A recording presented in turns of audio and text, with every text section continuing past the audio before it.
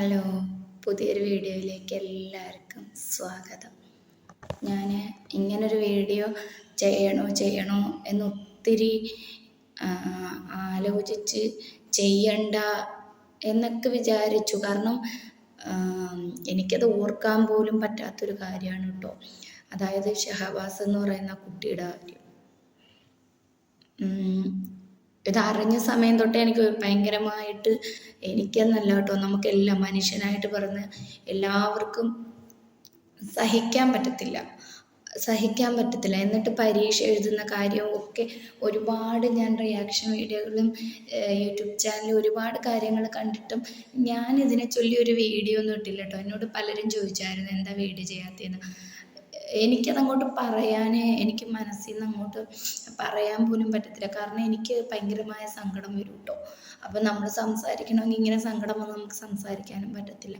അതുകൊണ്ടാണ് കേട്ടോ ഞാൻ മാറ്റി വെച്ചിരുന്നത്. പക്ഷെ ഇപ്പം ഞാൻ കുറച്ച് വോയിസ് ക്ലിപ്പുകളും കാര്യങ്ങളും ഒക്കെ നമ്മളിങ്ങനെ കേട്ടു കേട്ടോ. അപ്പോൾ ഓരോരുത്തരുടെ വീഡിയോയിലും ഒക്കെ കേട്ടു. പിന്നെ എനിക്കിപ്പോൾ അത് കേൾപ്പിക്കാൻ വേണ്ടി എൻ്റെ കയ്യിൽ വേറെ ഫോണില്ല കേട്ടോ.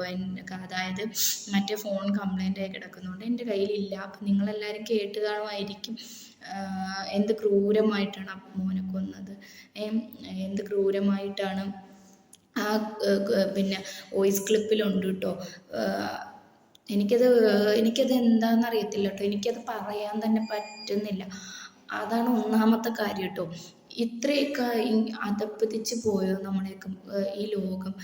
ഇത്രയും ക്രൂരമായി, അതും ഒരു 10ാം ക്ലാസ്സിലൊക്കെ പഠിക്കുന്ന കുട്ടി, എത്ര വയസ്സുണ്ട് അല്ലേ? അപ്പോൾ എത്ര വയസ്സുണ്ട് കുട്ടികൾക്ക്?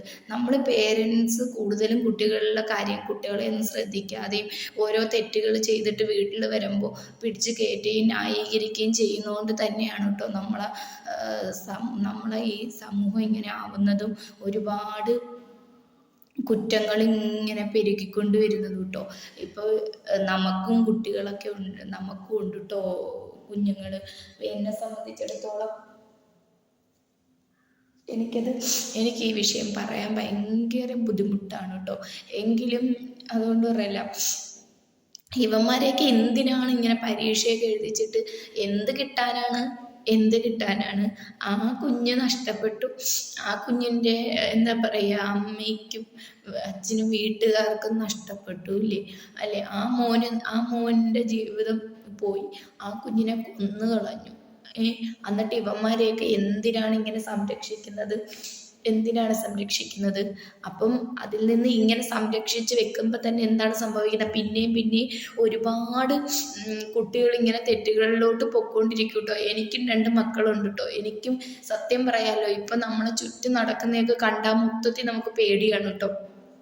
തിരുവനന്തപുരത്ത് തന്നെ ഉണ്ടിൽ വെഞ്ഞാറമൂട് ആ കാര്യം, അതിൻ്റെ കൂടെ ഇതിങ്ങനെ ചുറ്റും ഓരോ ദിവസവും കൊലപാതകങ്ങളും അതും ഇതും എല്ലാം കേട്ട് നമുക്ക് സത്യം പറഞ്ഞാൽ പേടിയാണ് കേട്ടോ. പിന്നെ നമ്മളെ മക്കളെ തന്നെ നമ്മൾ പഠിക്കാൻ വിടുന്നെങ്കിൽ നമുക്ക് അമ്മമാർക്ക് പേടിയാണ്, ആദിയാണ്, എനിക്കറിയത്തില്ല.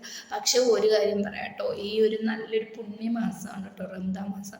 പക്ഷേ ആ കുഞ്ഞ് ഇല്ലാണ്ട് പോയിട്ട്, പക്ഷെ ആ കുട്ടിക്ക് വേണ്ടി ഒരുപാട് ഈ ലോകം മൊത്തം പ്രാർത്ഥിക്കുന്നുണ്ട് കേട്ടോ. ഒരുപാട് പേര് ആ പൊന്നുമോന് വേണ്ടി പ്രാർത്ഥിക്കുന്നുണ്ട് കേട്ടോ. ഇത് ഞാനൊരു റിയാക്ഷൻ വീഡിയോ ആയിട്ട് വന്നതല്ല കേട്ടോ. ആരും അങ്ങനെ തെറ്റിദ്ധരിക്കരുത് കേട്ടോ. ഇതങ്ങനെ വന്നതല്ല. എനിക്ക് അത്രയും ഞാനിപ്പോൾ, അതായത് എൻ്റെ ഒരു സബ്സ്ക്രൈബറിൻ്റെ വീഡിയോ കണ്ടിട്ടുണ്ടായിരുന്നേ. ഞാൻ ആ വീഡിയോ ഇങ്ങനെ കണ്ടപ്പോൾ അവൾ അതിനകത്ത് ഇങ്ങനെ വോയിസുകൾ കേൾപ്പിക്കുന്നുണ്ട്. അപ്പം എൻ്റെ കയ്യിൽ ഫോണില്ല, അതാ ഞാൻ കേൾപ്പിക്കുന്നത്. അപ്പം എനിക്ക് ആ വോയിസ് ഇങ്ങനെ ഞാൻ ഇവിടെ കട്ടിലിൽ കിടന്ന് ഇങ്ങനെ വോയിസ് കേട്ടുകൊണ്ട് ഇങ്ങനെ ഇവിടെ വീഡിയോ കണ്ടുകൊണ്ടിരുന്നപ്പോൾ എനിക്ക് സഹിക്കുന്നില്ല കേട്ടോ, സഹിക്കുന്നില്ല. അപ്പോഴെനിക്ക് തോന്നി എന്തായാലും ഒരു വീഡിയോ എന്തായാലും ഒന്ന് പറയണമെന്ന് തോന്നിട്ടോ. അപ്പം അതുകൊണ്ടാണ് ഞാനിങ്ങനെ ഒരു വീഡിയോ ചെയ്തത്. ആരും ഒന്നും തെറ്റിദ്ധരിക്കുകയൊന്നും ചെയ്യില്ല കേട്ടോ. ഞാനും ഒരു അമ്മയാണ്, എനിക്ക് 2 മക്കളുണ്ട്. ഞാൻ വേറെ ഒന്നുമല്ല കേട്ടോ ഞാൻ പറയുന്നതെന്ന് പറഞ്ഞാൽ, ദൈവം ആ കുട്ടിയുടെ കുടുംബത്തിന് ഇത് തരണം ചെയ്യാനുള്ള മനസ്സിനുള്ള ബലവും കട്ടിയും എല്ലാം കൊടുക്കട്ടെ. ദൈവം ആ കുഞ്ഞിനെ എന്താ പറയുക, ആ മോൻ ഇന്ന് ലോകത്തിനോട് വിട പറഞ്ഞു പോയി കേട്ടോ. ആ മോനില്ല. പക്ഷേ നമ്മളെപ്പോലുള്ള ഓരോ അമ്മമാരെയും പ്രാർത്ഥന ആ കുഞ്ഞിന് കിട്ടും കേട്ടോ. പിന്നെ ഇത്രയും ദുഷ്ടപ്രവൃത്തി ചെയ്ത ഇവന്മാരെ ഒന്നും ഉണ്ടല്ലോ, നിങ്ങളിപ്പോൾ ആരൊക്കെ വന്നിട്ട് എൻ്റെ കമൻറ്റ് ബോക്സിൽ വന്നിട്ട് എന്ത് നെഗറ്റീവ് കമൻറ്റ് ഇട്ടാലും എനിക്കൊരു പ്രശ്നമില്ല കേട്ടോ. എനിക്കൊരു പ്രശ്നവുമില്ല, അതെന്നെ ബാധിക്കത്തില്ല. എനിക്ക് അത്രയും പിടിച്ചിട്ട് നിൽക്കുന്നില്ല കേട്ടോ. എനിക്ക് അത്രയും സങ്കടം വന്നുകൊണ്ട് തന്നെയാണ് ഞാൻ വിചാരിച്ചു നിങ്ങളോട് സംസാരിക്കുമ്പോൾ എനിക്ക് അത്രയും മാറും കേട്ടോ. അതുകൊണ്ടാണ് ഞാൻ പറഞ്ഞത്. ഇത്രയും ക്രൂരമായ ഇത് ചെയ്യുന്ന ഇവനെയൊക്കെ ഉണ്ടല്ലോ, വെറുതെ അല്ല വിടേണ്ടത്. അപ്പോൾ യഥാർത്ഥത്തിൽ സത്യം പറഞ്ഞാൽ പാവപ്പെട്ടവർക്ക് പിന്നെ നീതി ലഭിക്കത്തില്ല. അതാണ് നമ്മളെ നിയമം. പാവപ്പെട്ടവർക്ക് നീതി കിട്ടത്തില്ല. അല്ലാതെ ഇങ്ങനെ കുറ്റം ചെയ്യുന്നവരെ സംരക്ഷിക്കാൻ ഒരുപാട് കൈകളുണ്ട് കേട്ടോ, ഒരുപാട് കൈകളുണ്ട്. തെറ്റ് ചെയ്യാത്തവരെ സംരക്ഷിക്കാൻ ആരുമില്ല. അതാണ് സത്യം. പിന്നെ ഞാൻ ദൈവത്തിനോട് പ്രാർത്ഥിക്കുന്നു. അതേപോലെ എന്നെപ്പോലെ എല്ലാ അമ്മമാരും ആ കുഞ്ഞിന് വേണ്ടി, ആ കുഞ്ഞിൻ്റെ കുടുംബത്തിന് വേണ്ടി പ്രാർത്ഥിക്കും കേട്ടോ. അപ്പോൾ ഞാൻ പറഞ്ഞല്ലോ, ഇത് ഞാൻ അങ്ങനെ ഒരു വീഡിയോ ആയിട്ട് ചെയ്യാൻ വന്നതല്ല കേട്ടോ. എനിക്ക് കുറേ ദിവസമായിട്ടോ ഞാനിത് ഈ ഒരു സംഭവം ഉണ്ടായ സമയം തൊട്ടേ എനിക്കത് മാനസികമായിട്ട് നല്ല ടെൻഷൻ ഉണ്ടായിരുന്നു. പക്ഷെ ഞാനത് എനിക്ക് ചെയ്യാൻ പറ്റത്തില്ല വീഡിയോ, അതുകൊണ്ടായിരുന്നു ഞാനിങ്ങനെ ചെയ്യാതിരുന്നത്. പക്ഷെ എനിക്ക് ആ വീഡിയോയിൽ ആ വോയിസ് ക്ലിപ്പിലും ഇത്രയും മനോസാക്ഷി ഇല്ലാത്ത കുഞ്ഞുങ്ങളാണോ നിങ്ങൾ ഒത്ത് കളിച്ചു എടുത്ത് നടന്ന് ഓരോ കാര്യങ്ങൾ ചെയ്ത് നിങ്ങൾ ഇപ്പോഴും അങ്ങനെ ചെയ്തവരെ കൊണ്ട് എങ്ങനെ പറ്റും ഇത്രയും വലിയ രീതിയിൽ ഒരു കുഞ്ഞിനെ ഇത്ര അടിച്ചൊക്കെ ഇങ്ങനെ ആക്കാൻ? അതും പ്രത്യേകിച്ച് പറഞ്ഞു കേട്ടിടത്തോളം ആ കുട്ടി ഒന്നിനും പോണൊരു കുഞ്ഞല്ല. അപ്പം നമ്മളെയൊക്കെ ഈ ലോകം പോണ പോക്ക്, നമ്മൾ എങ്ങോട്ടാണ് ഈ കാലം പോണത് എനിക്കറിയത്തില്ല.